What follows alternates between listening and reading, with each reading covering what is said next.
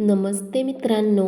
मागील भागात आपण पाहिले मुकुंदराव आणि श्याम दोघेही पायात चपला अडकवून बाहेर पडतात. आता पुढे मालतीबाईंना कोपऱ्यात मरणाची वाट पाहत 2 वर्ष अंथरुणाला खिळलेली सासू आठवली. तिचे हाल आठवले. तिचं परस्वाधीन जीणं आठवलं. तुटत जाणारी नाती स्मरली. बुजत जाणारी स्मृतीच आठवली आणि त्यांचे ओठ थरथरू लागले. त्यांनी व्याकुळ मनाने देवाऱ्यातील देवाकडे पाहिलं. निरांजन तेवत होती. पिवळ्या स्नेहमय प्रकाशानं देवारा उजळून निघाला होता.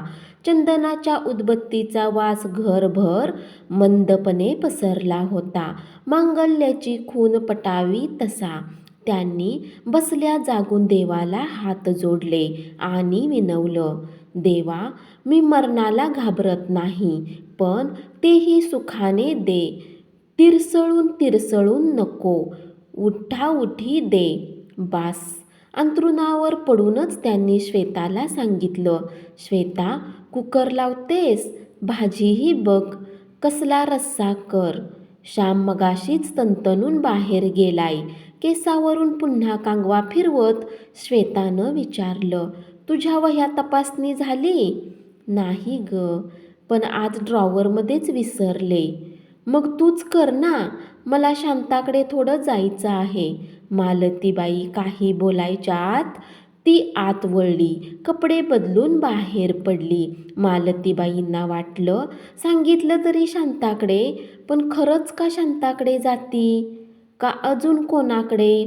कमवायला लागल्यापासून आपल्याशी हिचं बोलणंच बदललंय. त्यात उर्मटपणाचा रंग मिसळला. ऑफिसात कुणी? पण जमलं तर बरंच आहे, पण खेळ नको. सांगावं कुणी, विचारावं कुणी? दोनदा कुणाच्या तरी मागं बसून स्कूटरवर झरकन गेल्याचं चौकातून आपणही पाहिलं. काय विचारावं? कशाला संशय घ्यावा? त्यांचं मन तळमळलं. मुकुंदरावांच्या कानावर बऱ्याच गोष्टी घालायच्या होत्या बऱ्याच दिवसापासून, पण एकतर ते ऑफिसाचं काम घरी घेऊन येत. कधी त्या थकलेल्या असत. वह्या, पेपर्स, पाहुणे, निवांतपणा नव्हता. क्षणात त्यांना वाटलं, म्हणता म्हणता आपलीच अचानक आणि मग सगळंच राहून जाईल. नंतर त्यांना कोण सांगणार? त्यांनी उठून टॉनिकची गोळी घेतली. कपभर दूध त्यावर. मग डबा उघडून पोळ्या पाहिल्या. डब्बाभर होत्या. आमटी होती, भाजीही होती. भात टाकला की झालं. त्यांनी कविता म्हणत म्हणत कुकर लावला. कांद्या बटाट्याचा थोडाच रस्सा केला. मध्येच त्यांना हाताला खेचून कुणीतरी खाली बसवत आहे असं वाटलं. भरकन अंधार. घर भोवती फिरतंय असं. सगळं आवरून झालं होतं. त्या भिंतीच्या आधाराने बाहेर येऊन बसल्या. आज मनाची हिंमत बांधून त्यांना निदान मुकुंदरावांना सांगायचं होतं, पण त्यांना ते नाही समजलं, नाही पटलं तर असंही वाटत होतं. रिटायरमेंटला केवळ 4 वर्ष कमी होती. दिवस कसे भराभर गेले असते. सगळं नीट झालं असतं. पेन्शन, प्रॉव्हिडंट फंडाचे पैसे, त्यातून श्वेताचं लग्न, घराचे थोडे राहिलेले हप्ते. त्याहीपेक्षा त्यांना मनोमन वाटत होतं, वयाची 30 उमेदीची वर्ष तिथं आपण वेचली. त्या संस्थेकडून नीटपणे बोलावलं. थोडासा समारंभ, भाषण, हारतुरे, बक्षीस, फोटो, भेटी आणि भरल्या मनाने आणि डोळ्यांनी एका जीवनाचा संयमानं घेतलेला निरोप. एक माणसाचं स्वतःच्याच जीवनासंबंधी साधं स्वप्न असतं. कधी ते दूर असतं, कधी जवळ, पण माणूस त्याची, त्या क्षणाची वाट बघत असतो. हे मधलं जगणं हे त्यांच्यासाठी जगणंच नसतं. हा मधला प्रवास तो मुक्काम गाठण्यासाठीच असतो. मालतीबाईंना अलीकडे कैक वेळा कधी मध्यरात्री, कधी पहाटे पुढे स्वप्न पडायचं. त्यात त्यांचा निरोप समारंभ असायचा. छोट्या छोट्या मुली भाषण करीत असायच्या. नंतर बोलण्यासाठी उठल्यावर कंठातून शब्दच फुटायचा नाही. छातीतून काहीतरी दाटून यायचं. ओठ थरथरत असायचे. शब्द हरवलेले असायचे आणि जाग यायची ती घामेजूनच. ते स्वप्न होतं हे कळल्यावर त्या स्वतःशीच हसायच्या. आपणही आता त्या दिवसाची वाट बघतोय असं वाटायचं. त्यांनी कितीतरी शिक्षकांच्या निवृत्ती पाहिल्या. ते समारंभ अरेंज केले. मुलीकडून कविता करून म्हणून घेतल्या. शिक्षकीच काय, कुठल्याही पेशातला तो एक अपरिहार्य आणि चटका लावणारा क्षण असतो. तिथून त्यांचं जीवन पुन्हा एकदा रस्ता बदलून अखेरच्या टप्प्याकडे सुरू होतं. मालतीबाईंना वाटलं, आपल्या शरीराने साथ दिली नाही तर तो समारंभ आपल्या नशिबात असणार नाही. आपण अभागीच ठरू. छातीतून बारीक कळ येत होती. श्वास घाबराघुबरा होत होता. घरातलं स्वतःचं एकटेपण खुपत होतं. कुणीतरी यावं, घरी परतावं वाटत होतं. अस्वस्थता वाढत होती. घरासाठी, संसारासाठी, शाळेसाठी. 50शीला उलटून गेलं तरी राब राब शरीर राबलं होतं. आता ते संधी साधून बंड करून उठलं होतं. त्याचाही विरोध नोंदवत होतं.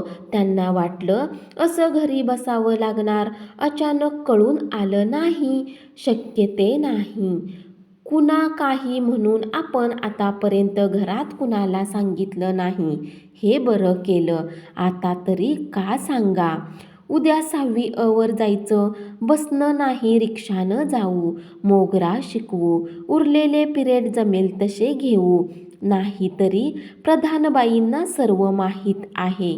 2 महिन्यावर शाळेच्या परीक्षा होत्या. एकदा परीक्षा आटोपल्या की पेपर सावकाश तपासता येणार होते. मग काय सुट्ट्याच, भरपूर विश्रांती. शरीर महिना 1.5 महिन्याच्या विश्रांतीने ताजंतवानं होईल आणि पुन्हा आपण हा रथ ओढायला समर्थ ठरू. मुकुंदराव घरात प्रवेशले. तेच आरडाओरडा करीत, मालती, मालती कुठे आहे? मालतीबाईंना कळेना मुकुंदरावांचं कुठं काय बिनसलं आणि इतक्या सांभाळून वागून आपण त्याला कसे जबाबदार. पटकन उठून त्यांना नेहमीप्रमाणे सामोरेही जावेना. तोपर्यंत मुकुंदराव खाडखाड चपला वाजवीत तिथं आले आणि मालतीबरोबर ओरडत त्यांनी विचारलं, आज शाळेत काय झालं? घाबरून त्यांनी विचारलं, कुठं काय? तू तू सांगणार नाहीस? माझी बेअब्रू व्हायला हवी ना.